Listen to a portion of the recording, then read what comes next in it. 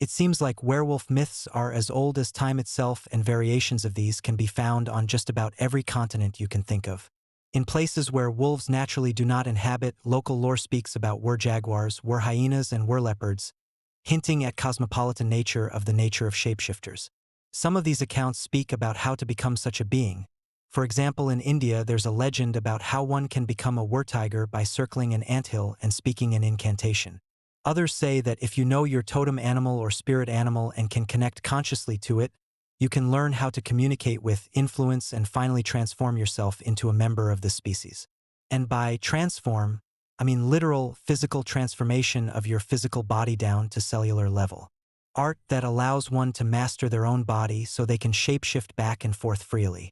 Today, we'll examine one such technique that supposedly gives one beyond human connection to the natural world, so strong that these energies will allow for such radical transformation of one's body.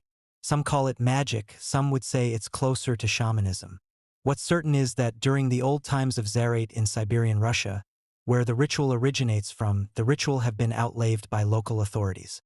And why would serious, logically thinking government outlaw a harmless superstition? The ritual bears two names, the Bodark and the Oborot. Latter one also being a name for a sorcerer who can shapeshift, literally, turn into, an animal. Thanks to the curious folklore enthusiasts who bothered to investigate the local folklore of the native Siberian people, we have one surviving incantation that has been translated into English for the sake of publication. From the informations gathered from locals, it's clear that the ritual involved the one who wished to become a shapeshifter, to venture into a forest, armed with a small copper knife, and there find a stump of cut-down ash tree. One would then need to plunge the knife into the stump, and while circling the stump around while still holding the knife in your hand, recite the spell. On the sea, on the ocean, on the island, on Bujin, on the empty pasture gleams the moon, on an ash stalk lying in a green wood, in a gloomy vale. Toward the stalk wandereth a shaggy wolf, horned cattle seeking for his sharp white fangs. But the wolf enters not the forest, but the wolf dives not into the shadowy vale. Moon, moon, gold-horned moon, check the flight of bullets, blunt the hunter's knives, break the shepherd's cudgels, cast wild fear upon all cattle, on men, on all creeping things, that they may not catch the gray wolf, that they may not rend his warm skin.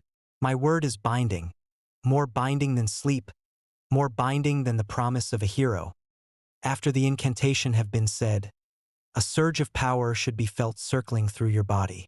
If no such thing happens, repeat the incantation, and upon feeling the sensation, let go of the knife. Now, jump 3 times over the tree stalk with the knife still plunged into it.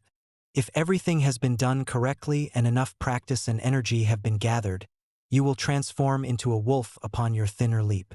If no such thing happened, don't worry. Just repeat the ritual the other day and connect to the summoned spirit of the wolf throughout the day. To revert back to your true form, go towards the same tree stump with the knife still in and jump 3 times again over it. After 3rd leap, you soul be back on your 2 legs and ready to return to the society as if nothing happened. But if you are into magic, shamanism, mysticism, or the occult, you know for sure that such things do not just happen overnight or instantly, and you obviously cannot read the spell like if it was your grocery list and paying no mind to it. You need to truly want it, to visualize the things you speak of, feel the energy you're summoning, and understand the ritual step by step. If you don't know what are you doing and why, how can you expect it to work? That said, I shall analyze the steps and words of the ritual for you, and you are free to draw your own conclusions or fill the gaps in the places I've missed. First thing is the place where the ritual takes place. It must be in the forest, among the trees and powerful spirits of Mother Nature. These are the spirits you call upon and ask for their help as you plunge the knife into the stump, but we'll get to that. The ritual says that you must take a copper knife with you. For ancient Slavs, including the Siberians, copper was very common material widely used in metallurgy and tool-making, but it also held a strong spiritual significance. Copper was associated with Purin, Slavic equivalent of Zeus and master of lightnings and sky, who was said to have copper-colored beard. The metal is also associated with the local mountain goddess, called Mistress of the Copper Mountain. This deity's role was that of protection of natural metal mines and sources, being a guardian of natural minerals and their natural wealth. For this reason, Copper was also associated with protection and often used in magic as safety amulets. As you plunge the knife into the stump, you must feel and visualize strong and potent energies from beneath the tree's roots to travel upwards, through your hand and filling your entire body with power. Ask the earth, nature, resident benevolent spirits, and the spirit of the ash tree to help you facilitate the ritual. Why the ash tree, you may ask? Well, if you're familiar with the Nordic lore of the world tree, the Yggdrasil, and how it connected all the worlds together, linking the human world with many supernatural worlds of both higher and lower planes. This is exactly what the ash tree was to the ancient Slavs. Additionally, the tree was said to be a divine healing shelter. Those who were sick were allegedly seeking physical contact with this kind of tree in order to cure their illnesses. Local ash trees were like little sanctuaries where people went to pray for the divine assistance, intervention, and for the fulfillment of their desires. You can say they were natural altars. To this natural altar you go doing this ritual, to pray for the spirits of earth, our home, shelter, provider, and protector, to fulfill your prayer to become the Oborot. The spell in magical sense and the prayer in religious sense are in fact the same spiritual mechanisms.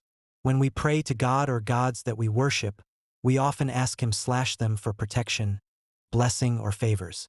The very same thing we do when we cast a spell. We ask forces higher than our own, with which we have personal connection to fulfill our wishes, prayers, grant us favors and blessings.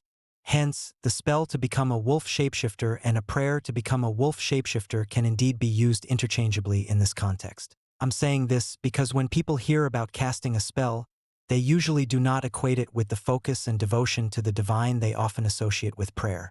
Meanwhile, it's really one and the same. I'm saying this so you can understand that the spell is not only an expression of one's will, but also a desperate plea to the higher power and should be treated and spoken as such.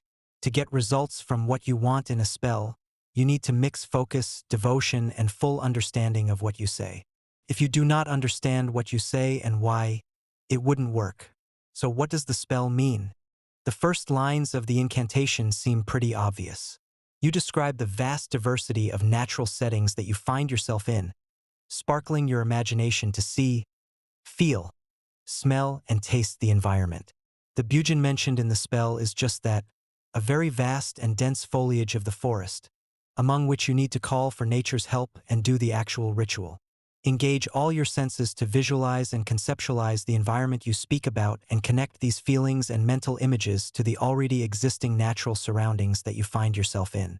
When you speak about shaggy wolf wandering towards the tree stalk you stand in front, copper knife in hand, imagine this mighty wolf spirit, an amalgamation of energy and life force of all wolves that ever walked this earth, strong and radiating power. See it as if it was physically in front of you, or even circle the stump, tracing your steps as you continue the spell. The spirit of the wolf you call upon must really be there with you. Practice your visualization to make sure you can flesh out the image. The incantation mentions the power of the moon, that first illuminates the chosen ash tree stump, then is called upon to guide you in the wolf form, making you safe from all danger, filling you with power that makes bullets and blades of your opponents to be unable to reach and harm you. It may help if you visualize the wolf spirit, merged with you as one, being attacked by humans and scared wildlife, yet no amount of attacks from bullet, blunt force weapons, or claws and teeth of another beast is able to harm it, neither cause it pain nor break his skin. The final sentences add authority and power to your words. They become more binding than sleep, more so than a promise of a renowned hero that always keeps his or her word. The words are expression of reality and they bind the reality to themselves and to you. If said with enough belief, conviction, and aforementioned correspondences still in mind, the source of powerful natural energies should be felt coursing through your body. As it happens, visualize it gathering within you and morphing around you in a shape of a wolf. The summoned wolf spirit now enters you and merges with you as one, and the aura around you connects to your bodily tissues, shaping and reforming it. This is the moment you jump 3 times, willing that with the 3rd jump, the mental image of yourself as the wolf shall be downloaded into your biological cells. If done correctly, your body should transform as soon as your feet hit the ground for the 3rd time.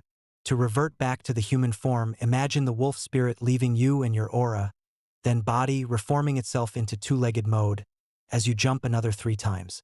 If no such thing happened, which is normal for the first-time triers, you may inspect your inner sensations, energy field and personality, and even senses. Observe whether your instincts haven't become more canine-like, whether you can smell or hear things you couldn't before you started the ritual, or how your inner energy feels. Perhaps the first changes were more subtle, and as you repeat the ritual, they become more and more physical and tangible.